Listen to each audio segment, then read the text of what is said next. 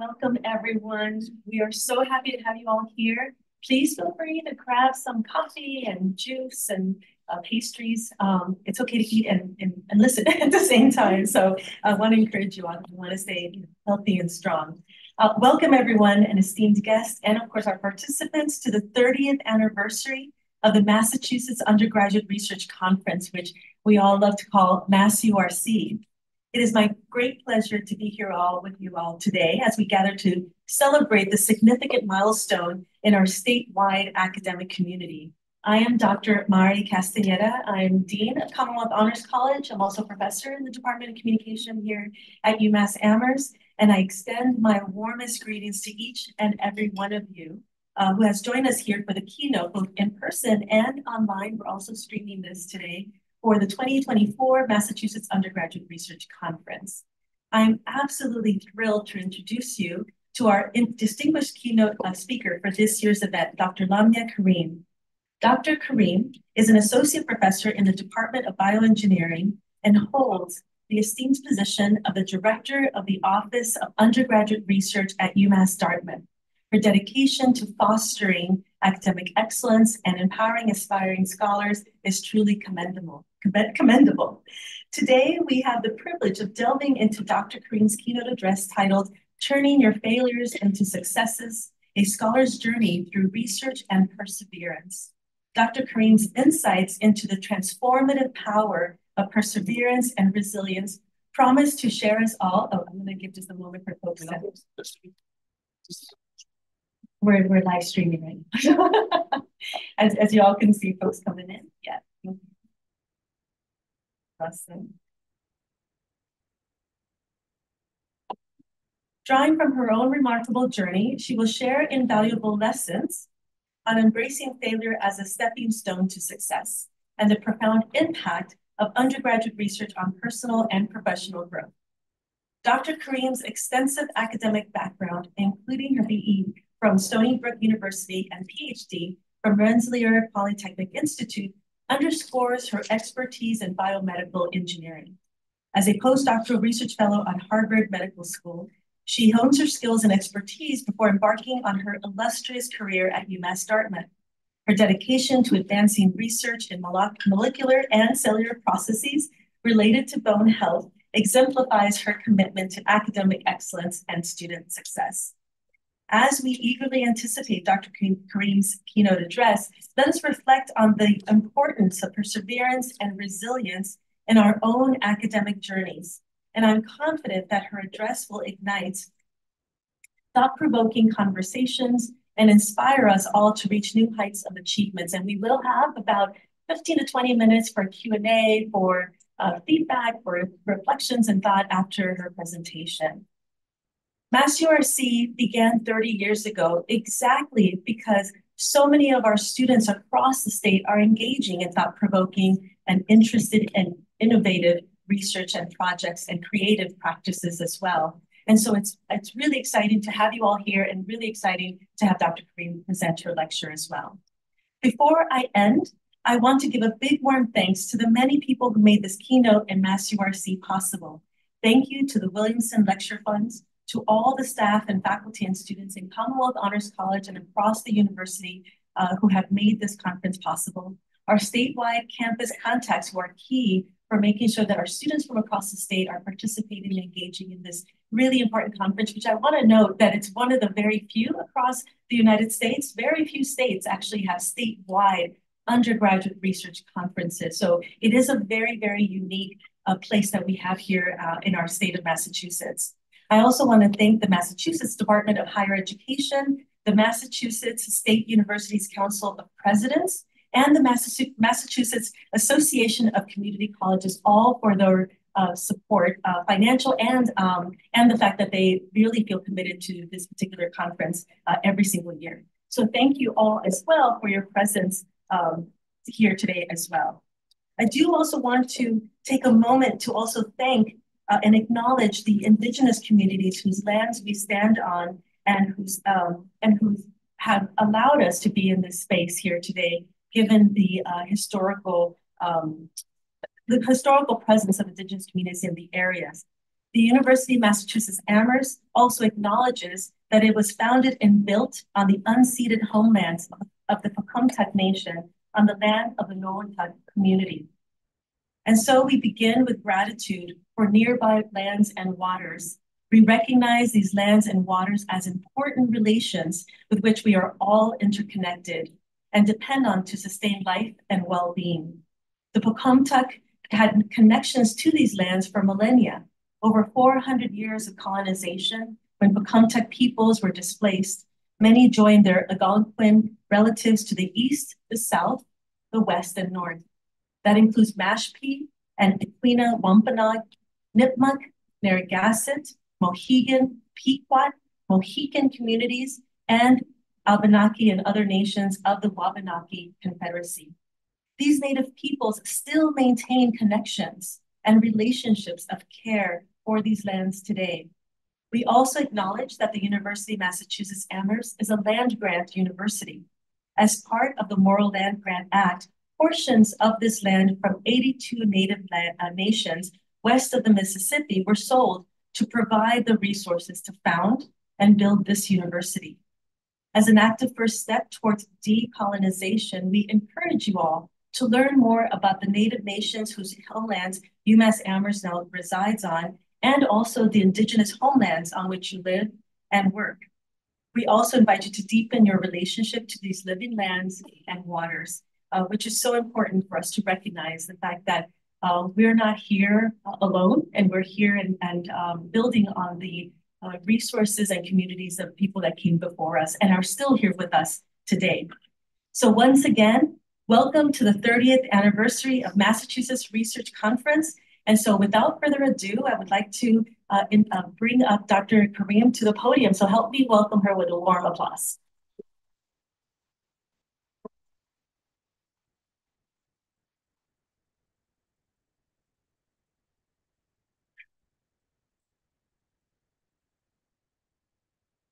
Thank you so much for a very generous introduction. I'm very honored that I was asked to speak here today. So I'm currently in my 8th year as a faculty member, only 1 year into being the director of the Office of Undergraduate Research. And today I'd like to talk to you a little bit about my journey in research. And I know the talk title says, turn your failures into successes. So I'm going to start by sharing one of my most recent failures. And that has to do with this talk. So the very first version of this talk that I made, I decided that I was going to rehearse it with my husband and my sisters. So I sat down, one of them is an engineer, one of them is a writer, and I barely got through the first 10 minutes, and they both looked at each other, and then they looked at me, and in much nicer words, they basically said, this talk is horrible. Okay. However, they did rip it apart a little bit, and they gave me some really good feedback, and I was able to use it to make what I hope is a slightly better talk.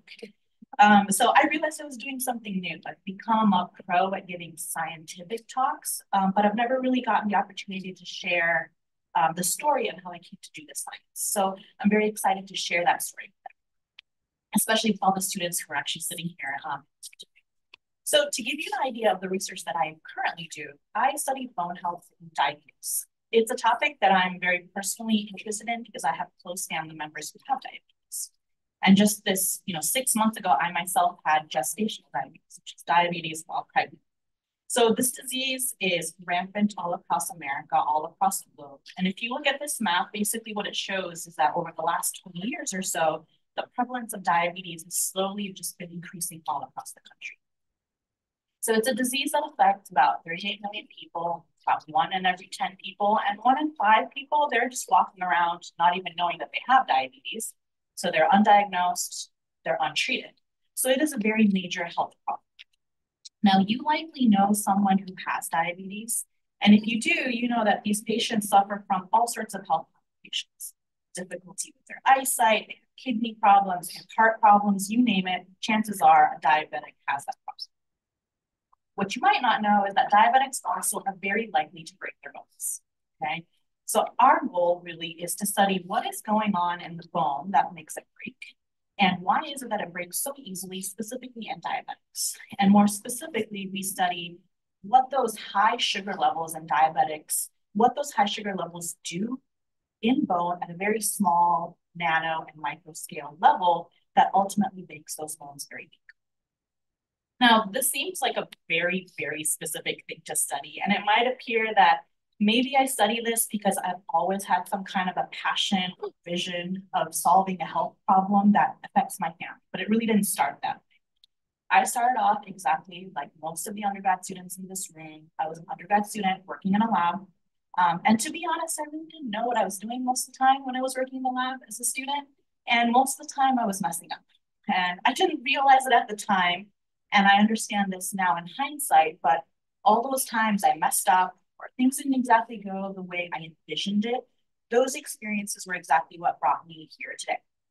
So this makes me think of this quote by Thomas Edison: "I haven't failed, I've just found 10,000 ways that won't work." Okay, it sounds cliche, but there's so much you can learn from things going wrong, or often just feel like you're not really sure how things are going. I'm not really sure what I'm doing, but there's a lot of value in that. You can learn a lot of things. So how did I get here? These are some of the key institutions where I had the experiences that shaped me as a researcher. And I'm going to share what my path was like, what I learned from it. And most of the lessons that I learned, I don't think that I really learned it then. I have learned lessons from those experiences over a very long period of time, years, in fact. Just a few days ago, I realized that my undergrad research experience started in the 2003-2004 academic year, and right now we're in the 2023-2024 academic year. So the lessons I've learned, I literally learned over the course of 20 years. So let's go backwards in time. So before I became faculty at UMass Dartmouth, I was a postdoctoral researcher at Beth Israel Deaconess Medical Center in Boston. And as a postdoc, I worked in Dr. Mary Bucksein's lab. She was and still is an amazing mentor. In fact, this is a picture of us from one of the days she won a mentoring award. So she runs a lab full of biomechanical engineers, biologists. And when I was in her group, I got a chance to work on clinical studies. So I was interacting with patients, I was walking them through all the work that we do. I was basically trying to convince them to donate a chunk of their bone to me so that I could study it. Okay. And then after that, I would run around behind the surgeons who worked on those studies with us to collect those bone samples that they would then get from those patients during surgery. So this was the very first opportunity I had to work with patients, and specifically work with patients in a disease that I thought was interesting. Before that experience, I was a grad student at Rensselaer Polytechnic Institute. It's an engineering school about 2 hours west of here in upstate New York. This is a picture of the biotech building where my lab was located. It was a beautiful building. It was brand new the time I started school there. So while I was there, I worked with Dr. Deepak Vashish, who was a mechanical engineer, happened to study bone. In his lab, I got a chance to learn some of the technical skills that are critical to our field. So how do you test and do fracture testing? How do you do high resolution imaging? Learn some biochemistry methods. Prior to my time in grad school was my time in undergrad. And I would say that these really were my foundation years in understanding what research would look like. I was a college student doing research in Dr. Stefan Udex's lab. And while I was there, I didn't really know where my interest would end up going at some point. But this was the time where I first learned that it was a thing that you study bones. I never really thought that was a thing that anyone could study. Why would you study bones? And during my 4 years there, I learned one single technique really, really, really well.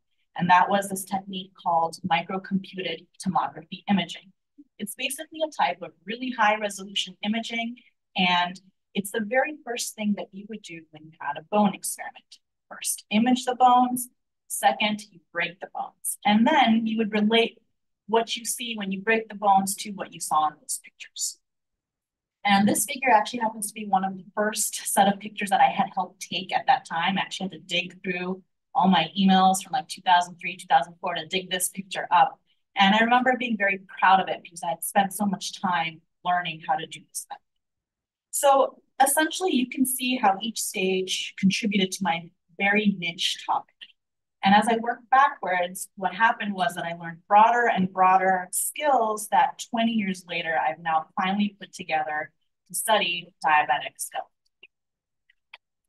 So at each of these institutions, each of those stages in my research career, I had a series of failures or things that didn't quite go the way I had first imagined. And despite those failures, I learned something. I took away something valuable that could help me at the next stage in my life. And so what I'd like for you to take away from this talk today is that there really is no improvement or advancement in research and learning in general without failing and just trying things out first. So I'm going to share some of those many failures. I have plenty to share. What ended up working out and what lessons I learned. So as I mentioned, those foundational years in research as an undergrad student, they all start at Stony Brook University, where I went for college. And it's a school that's actually not very different from UMass campus in that it's part of the state university system. It was one of the flagship schools. We had about 25,000 students there. So a lot of it reminds me of this campus.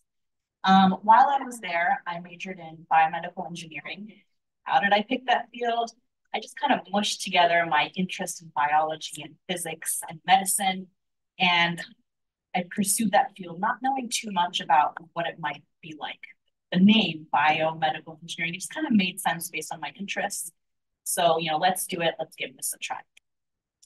Now, while I did research here, this is the building that my lab was located in. It was not a glamorous experience at all. I've worked on a bunch of projects. One particular project that comes to mind was we had to embed a bunch of bone samples in cement, okay? Just so that you could set it up for a very specific type of mechanical testing. And I came up with this brilliant plan. I'm 18, 19 years old, my first year of undergrad. And my brilliant plan was like, let me line this entire lab bench up with beakers, mix the cement in, like one after another. Like I set up an assembly line of sorts. And it didn't occur to me at the time that if you mix cement in a glass beaker, you're basically going to ruin that beaker. You'll never be able to wash it out. So just as I was pouring cement in, poured them in all of them, a graduate student says, that once the cement dries, like you'll never be able to wash it out, right? So I look at him and I look at all these beakers and I realized that I didn't just ruin one beaker, I ruined like practically the lab's entire stash of beakers all at once. So that was one memory that came to mind. I mistakenly ruined bone samples. So this is an example of what one of the bone samples might have looked like. And they're normally kept frozen and you thaw them out when you're ready to use them.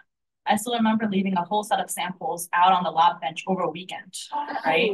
So not only did I mess up our study and we had to start the sample collection all over again, not everyone was happy when they came back from the weekend and they could smell those bone samples just hanging out. Then there was the summer that I worked with a graduate student and she was testing and breaking bone samples using a machine that looked a lot like this. And I was so excited to watch and I kept talking and talking and talking and I ended up distracting her. She pressed the start button a little bit too soon and a component of the tester, the load cell, came crashing down. And it crashed down so hard that we damaged. It got damaged. And it was so bad that she was in tears when she had to get up and go tell Dr. Unix what had happened. Okay, mainly because that damage would cost thousands of dollars. Her system would be down for a couple of days. It's just, a complicated and scary thing to share with your mentor. So these were just a couple of incidences or experiences that made me feel embarrassed, maybe made me feel a bit stupid. But the biggest thing I would say during my undergrad years that I thought maybe research wasn't for me, I'm not really cut out for it, is that I felt like I didn't really have a project to call my own. I worked in an undergrad research lab for 4 years, and everything I did was usually just some kind of small task of my PI's project. Maybe it was a small task for a grad student's project. It just felt like all those things were really disjointed. I wasn't really learning much. What am I going to take away from this? But I just kept doing the research because I thought it was fun. I enjoyed doing it. And I realized that having some research exposure could help me down the line, whether it was to get a job, to go on to work for school. But I felt at the time that things were somewhat disjointed. Despite all of those experiences that didn't go so swimmingly, there were a lot of wonderful outcomes during my time doing research as an undergrad student. I applied to and received some of the summer fellowships. So this was one of the institutes that hosted a fellowship on campus. It was the very first one that I had gotten. And they gave me a chance to work with a professor on campus. And I still remember that they called and said, what kind of lab do you want to work in? And I had no idea. I just said, can you please not put me in a chemistry lab? Just because I'm not really good at it. And that's just how I got thrown into a bone lab to begin with. And I realized I liked it. I also got opportunities to present at research symposia, some that were like this, hosted on our campus, some that were more national. The Biomedical Engineering Society is a student-centered conference in our field, so I got a chance to go and present there. I also got a chance to write a paper. Interestingly enough, this paper came out 7 years after I graduated because these things take a lot of time. So overall, I think during those times, I learned some research tools and a couple of technical skills here and there. How do you use a microscope? How do you hold biological specimens? How do you work with data? Importantly, though, I learned that bone is even a topic that you could study. Okay, you can get exposure to new research areas if you just give it a try. I also learned that there's value in getting to know your professors outside of the classroom. They can teach you a lot in the classroom, but you can learn about their interests and the things that they're truly really passionate about in a laboratory setting. And if you get a chance to get to know them and what their interests are, you can get involved in that kind of work. I also learned there's an art to presenting your research. I don't think I necessarily learned it then, but I learned that it was valuable to try and learn it. I saw senior students, I saw professors presenting their research, and I realized that it's the type of art that you can and should try to learn.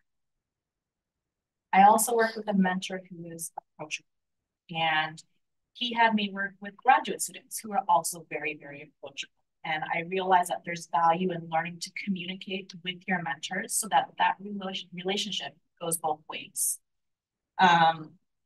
Based on all the accidents I had in lab, I realized that attention to detail, working on a team, getting help from other people, that's critical in helping you grow as someone who's learning. And most importantly, I would say what I learned is that it's common for your undergrad research project to just be a small part of your faculty mentor's overall work. It might be part of a graduate student's thesis topic, and you're just helping little bits and pieces of it. But even working on that small part of a project, it's still research, and you're still contributing to advancing that knowledge. You're learning something new. It's giving you a chance to become a part of a research community. So with these lessons learned, I went off to grad school, and I started a PhD program also in biomedical engineering. And the way this worked out for me was that it happened to be a school I applied to for grad school. I didn't apply necessarily because of the research that they had there, but they had the department of biomedical engineering that wanted to stay in that general field. My mentor, Dr. Vashish, called me the summer or around the time I accepted and went to RPI, and he basically said, he works in a lab similar to the kind of lab I worked in as an undergrad, and that my undergrad advisor had recommended me to. And that's how that ended up happening. I basically went into graduate studies, still studying bone. The nice thing was that at this point, I knew a tiny bit about bone. I knew that you could study it, so I felt a little comfortable going into it. But while I was in his lab, I got a chance to learn some of the more technical skills that are critical to our research. So more fracture testing, more specific types of imaging, some biochemistry methods. Remember, I said chemistry was not my strongest suit, but I got a chance to learn that. And while I was there, my research in grad school also was not picture perfect. In my very first project, my goal was to compare Group A to Group B, two different groups of bone, figure out what the differences are. And my results looked something like this. There was absolutely no difference there. And I felt like my project was a complete dud. I was actually in tears a little bit because I spent an entire year working on this project. And I felt like I learned. In another project, I worked with bone samples from mice. And these mice happen to be 4 years old. Does anyone know how long mice live? Maybe 2 years tops. So getting samples from a 4-year-old mouse, that's something rare. It's very hard to do. So we have this amazing opportunity to study, for instance, how aging happens, how it affects bones. So I got so excited about this. And this is an image of what one of those mice bones might look like. I got so excited that I just took those mice bones, I started mechanically taste them. I broke them, break. But I forgot that crucial first step. which is something that I had actually learned as an undergrad. Image first, break second. But I broke them and I didn't take a single picture of them before I actually broke them. It's too late. So at this point, I still remember the day, Dr. Patricia came up to me and was like, can I see some of those images? And I had to look him in the eyes and say, I forgot to take them. He was a little quiet, collect his thoughts a little bit, but I basically messed up a very important experiment, and it's something that we wouldn't be able to replicate because samples were so rare to begin with. And at this point, I felt like maybe I'm a disappointment to my advisor. Maybe I'm not really cut out to do research. But despite experiences like this, I still got some great opportunities. Oh, great. I have one more failure to share. I have so many things. So another memory that came back to me was one of the first conferences that we presented research at. And my advisor gave me this task. I want you to network. I want you to go talk to 3 professors, talk to them, and then come back and tell me what you guys chatted about. And I dreaded this because I'm pretty introverted. And I was almost a little annoyed at my advisor, like, why are you making me do this? And so I remember being in the poster hall and there are people walking around. My advisor said, hey, that professor over there, he wrote that paper that you read a couple of weeks ago and you were asking me questions about it. Maybe you can go ask him. So I dreaded this, but anyway, I had that assignment that I had to do. So I walked up to him, and this professor, his name was Dr. Mitchell Schackler. And the words just came out of my mouth. My advisor said I had to talk to you. Oh, no. And I felt that was not the greatest first impression. But, he laughed about it, and it just turned out he was a normal person who liked science just like me. And I didn't realize it then, but he would end up turning out to be a postdoc advisor for one of my own recent students who graduated and then went off to work in his lab. He became a mentor for them about 14, 15 years down the line from then. He also ended up being someone who wrote a recommendation letter for me when I submitted for my tenure 2 years ago. So you never really know where networking can take you. You have no idea when you might cross paths with these people. So despite some of these experiences that made me feel like I was maybe not smart enough or not doing a great job with this, which was pretty much all of grad school, to be honest, I got the chance to present my work. I got to learn how to talk about what I do. And one of these conferences or one of these societies ended up becoming my home professional society over the years because I got comfortable going there. I got a chance to publish papers, and I kind of figured out what I wanted to do down the line, which was I think I want to be an academic. So overall, I learned more research tools. Okay, that's important to my particular field. But importantly, I think I learned how to do research. How do you think about research? So remember this project that I felt was a dud? There's no difference. Well, I learned that, a failed hypothesis is still something that you can learn from. There's still value in that knowledge that you gain. I also learned that you have to be a little adaptable. So even though I couldn't really compare group A to group B, I thought, well, how does group A relate to group B? Okay. And I came up with this. And I saw that there was some kind of a relationship between these two. There was an interesting story to tell. We were ultimately able to write a paper about this, and it turned into one of the best papers for me that came out of school. So there was an interesting story to tell if you just look at it from a different perspective. On top of that, when it comes to telling a story, I think that's something that I also learned while I was in school. How do you talk about your science? Turn it into a story. You don't just have some methods, some results. You have a cohesive story of what motivated your work, what you did to pursue it, what results came out of it, and what those results tell you about the field of work that you are currently studying. So I learned that art of research storytelling from my mentor, who was amazing at it. He showed us by example how you can talk about your work using words that anybody in the room can understand. What also stood out to me about Dr. Vashisht was how truly exceptional he was as a mentor. He single-handedly showed me the importance of having a two-way conversation with your mentor. He gave me good feedback. I had to learn to accept that feedback, and that takes some time. He was respectful of me and my time and my interests. He valued student opinions. He was willing to learn from students themselves. And for the students sitting here today, I would tell you to look for those kind of qualities in your research mentor, your future employer. Having that two-way relationship can really help. So Dr. Fisher really was the reason I realized that I wanted to work with undergraduate students, and I wanted to mentor them because I could see what kind of impact he does for those students.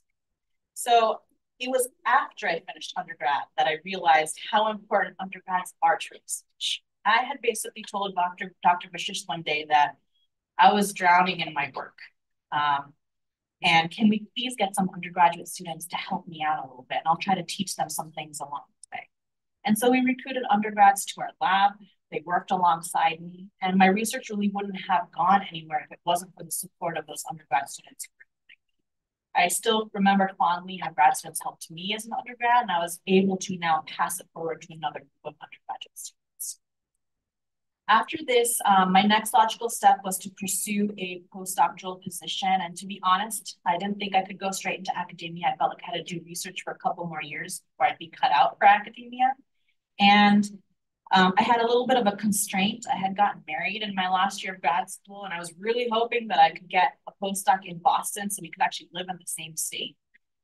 So after 10 months of applying, it took a while, I finally hit a position, and I worked with Mary Bucksine, who we very fondly call the Bone Queen. I didn't realize it, but she is one of the big guns in our field. Like, she does amazing work. She's flown mice into space to see how, mice bones might change when they are in an environment with no gravity.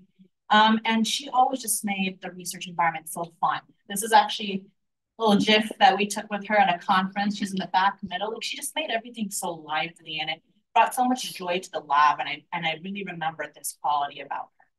So I didn't realize at the time how much I would be able to, look up to her as a scientist. She helped me get over my imposter syndrome.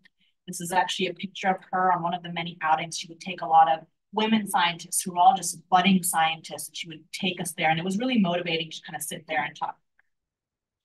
During my time there, I had a lot of independence. I had some freedom to suggest new areas to study. And I also took on responsibility. I mentored students. Any mistakes they made, it was my responsibility, right?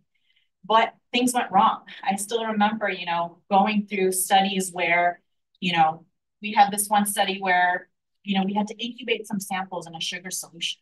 And the pH of those samples kept changing so much that we had to check it every hour. So what did we do? We started taking the tea back and forth all night long. We were trading off 1 hour me, 1 hour you for several weeks to make sure that this wasn't a total flop.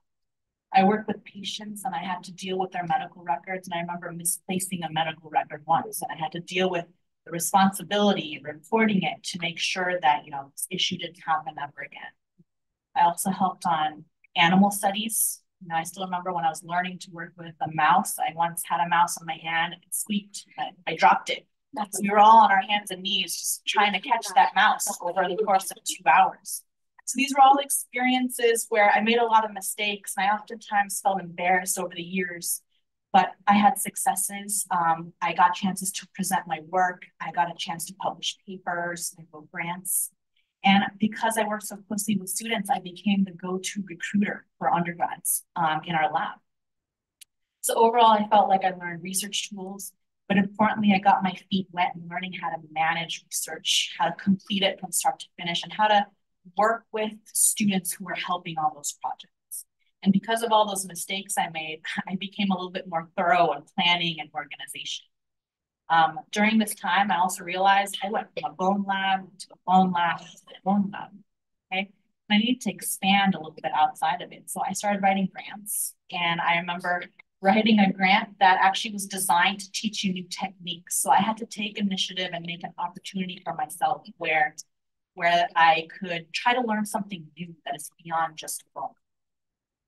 Another way I learned to take that initiative is realizing that there was no opportunity in that hospital setting for me to learn how to teach. And I wanted to ultimately teach one day. So I called up professors in Boston, and I said, I want to learn how to teach. Can you please let me guest teach in your classroom before I actually become a teacher? So you have to take initiative and try and create some opportunities for yourself.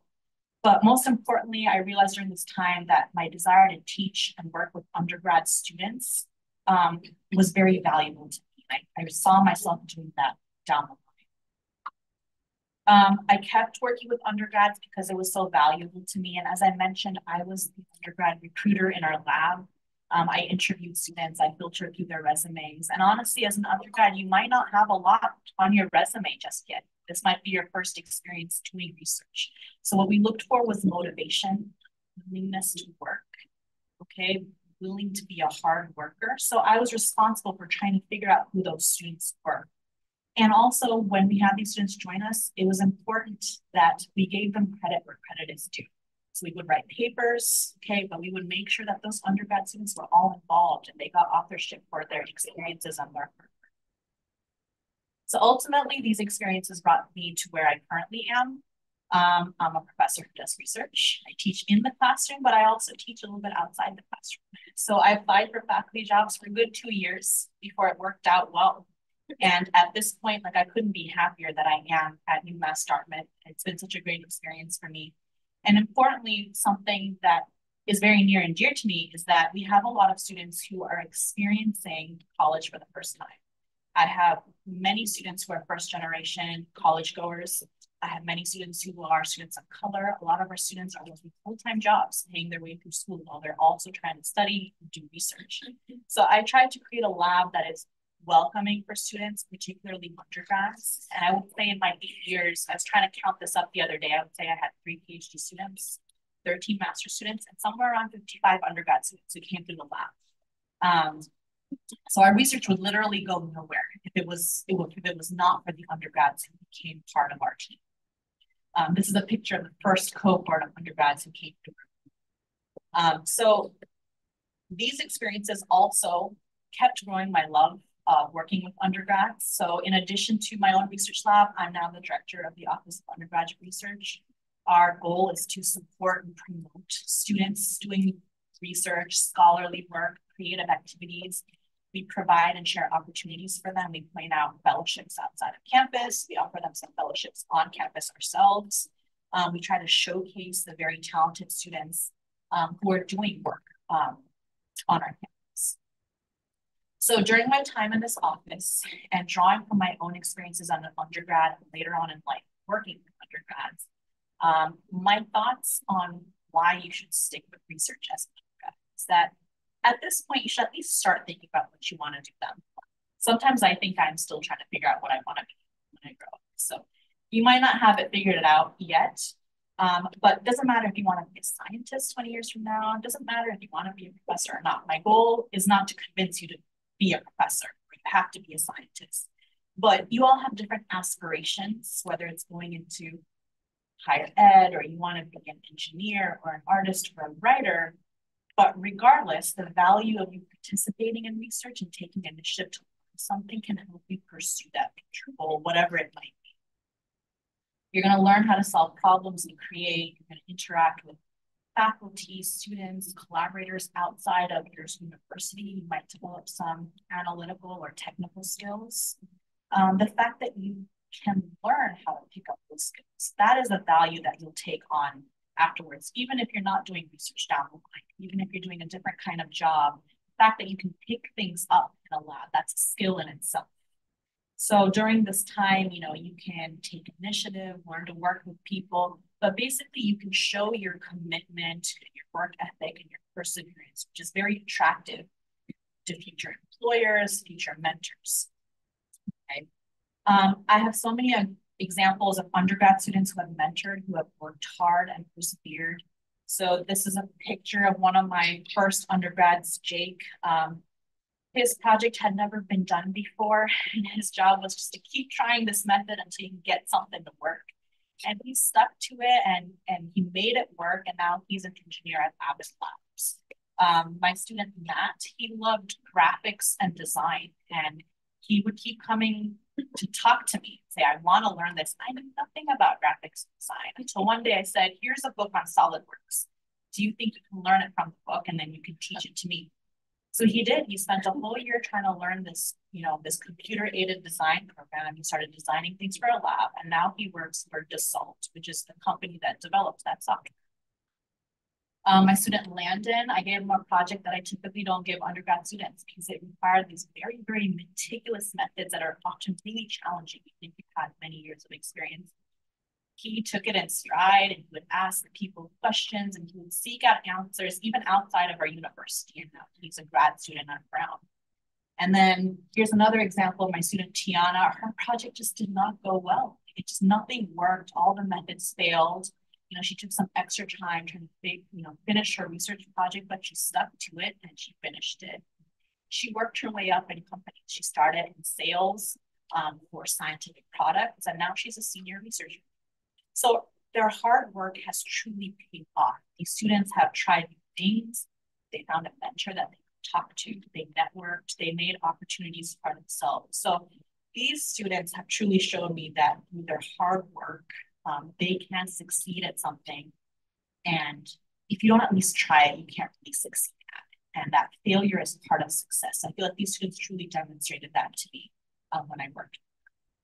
So taking all of this into consideration, if there's one thing that I want you to take away from this talk is that research is not necessarily what you might envision, what you see in the movies. So this little comic here, if you look on the left, the comic shows how easily scientists can pick up a speck of dust and use all sorts of high-tech equipment and figure out exactly what it is within seconds. But in real life, what you see on the right, you might just be doing some of the small stuff and figuring out bits and pieces, and you barely go anywhere because it takes, 20, 30 years for your research to really contribute to something. But that's okay, and that's research is complex and might feel a little bit monotonous or a little boring, or you might not know where you truly fit in. But if you stick to it and commit to that life of learning, whether that's learning technical skills or soft skills or how to build relationships with people that you work with, as long as you stick to it and persevere, that work can all pay off, regardless of what you're doing. So with that being said, I just want to acknowledge, started listing all the students in my lab, didn't have enough room, but these are just some of the students who have kind of propelled our work forward, my mentors who helped me get here, people who have worked with me. So thanks so much for letting me share this, and I'd be happy to take any questions.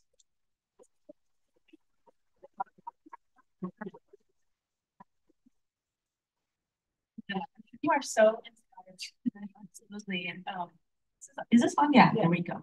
I have a million questions, but we're going to open it up for folks. But I want to give folks the opportunity to again ask a question or even sort of reflect back or any thoughts on the presentation. But I did want to note how important the issue of mentorship is. I mean, it's incredible how it makes a big difference. To be engaged with a faculty member, but also colleagues that are peers, as well. And I just feel like that's one of the things that really sort of transforms our academic experiences where we're undergraduates and graduate students and faculty.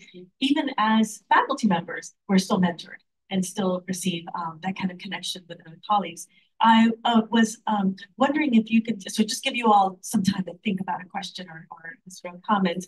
I was wondering if you could sort of just maybe like what is the one thing that those faculty really sort of demonstrated to you in terms of the care and mentorship that they showed to you over the years?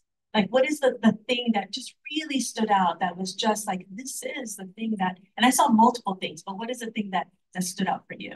That's a great question. I honestly think what stood out to me about my mentors, and I was lucky to have some really great mentors, is that they let me see that they were very similar to me. They had similar experiences at me. They might have been 30, 40 years out from where I was at that point, but they all had similar experiences. So they understood what it was like to be in their shoes. And I think that helped a lot. Yeah, they also seem to show a lot of care, right? And sort of like really being rooted in a way that makes a big difference and accessible as well. So any questions from the audience? So one, I saw a hand over here too. Yeah. Okay. Oh, okay. Oh, you're like that. Yes. If you can introduce you again, my name is Dr. Mari Castaneda. I'm the Dean of Commonwealth Honors College. Thank you all for being here. And if you can introduce yourself. Hi, thank you so much. Scott Auerbach here from UMass Amherst. And so first of all, thank you for that amazing story, inspiring story. And you're right, you tell a great story. So thank you. One of the things that in my advising that I face with students is the question of when you told the story about making, you're in college, then you're choosing. So there's a lot of choosing. So you're choosing to work with somebody, then you're choosing a grad school, then you're choosing an advisor, then you're choosing a project. And in that choosing process, and if we're lucky to have choices, there seems to be there's a lot of stress that students feel associated with those, choices. Am I making the right choice?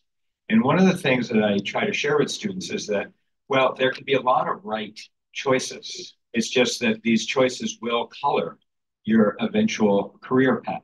But it doesn't mean that you're choosing between a good and a bad choice.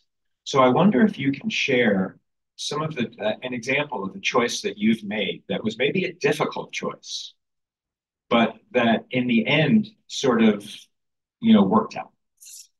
That's a wonderful question. Thank you. I would say one of the difficult choices was later on, I ended up doing a postdoc that was at a hospital.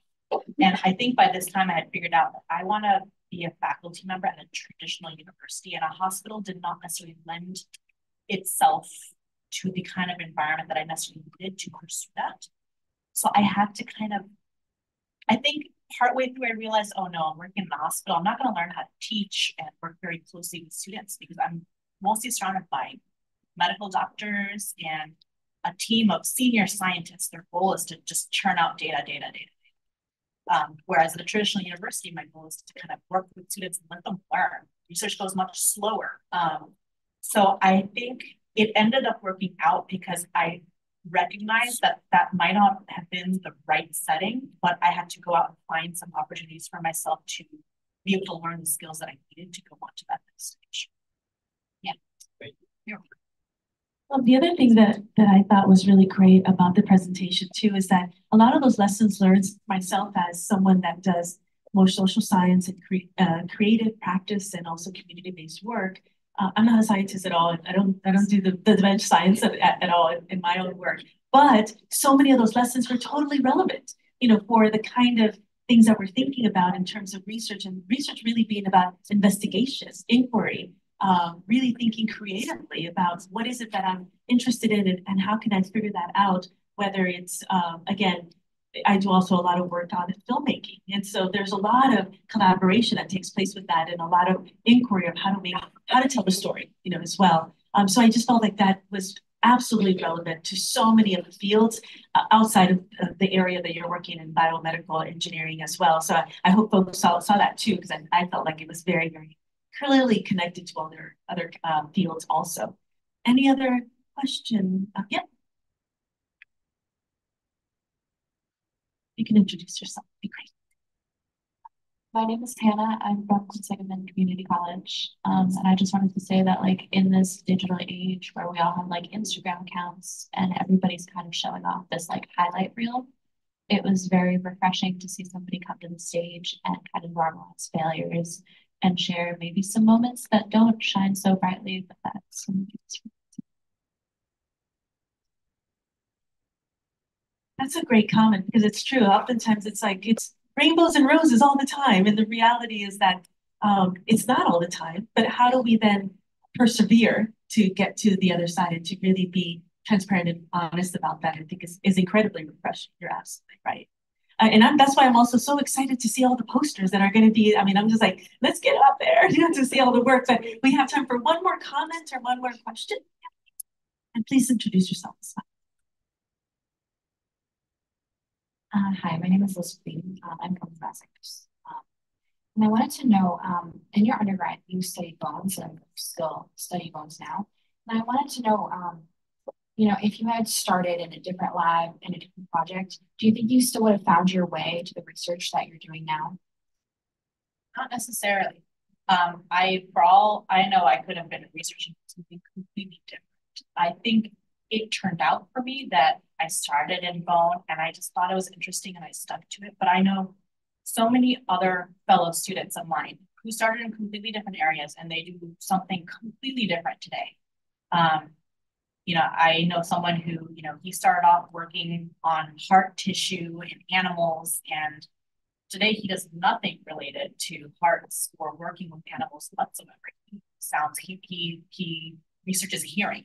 Like, it's a completely different thing, but he could still take away some lessons from that. It gave him the opportunity to learn how to do things, how to work with people. So it's not necessarily that you're going to stick to the same thing forever, and you don't have to. So it's very possible that if I started doing something else, I might have just gone down a completely different track. And you had mentioned that, there's so many different possible right tracks. It's just my path happened to go one particular way. But it's very possible I could have ended up somewhere completely different.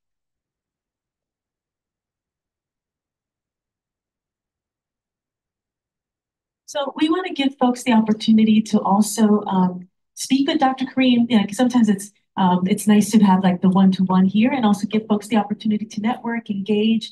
Of course, we have lots of refreshments, so we'd love for you to all enjoy those as well. But if there aren't any other final comments, because I know folks have to get ready to set up posters and get ready to do those wonderful presentations that we're going to be seeing in the campus and auditorium and in the other poster sessions. So we can give one more round of applause to Dr. Kareem.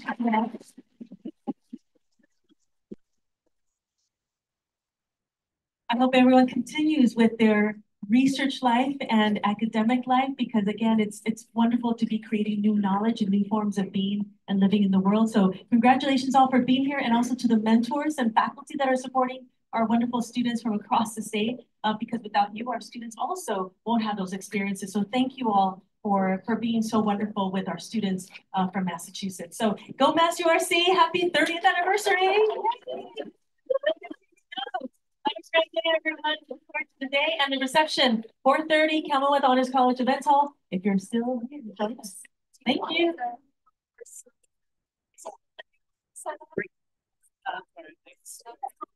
It's just in the middle.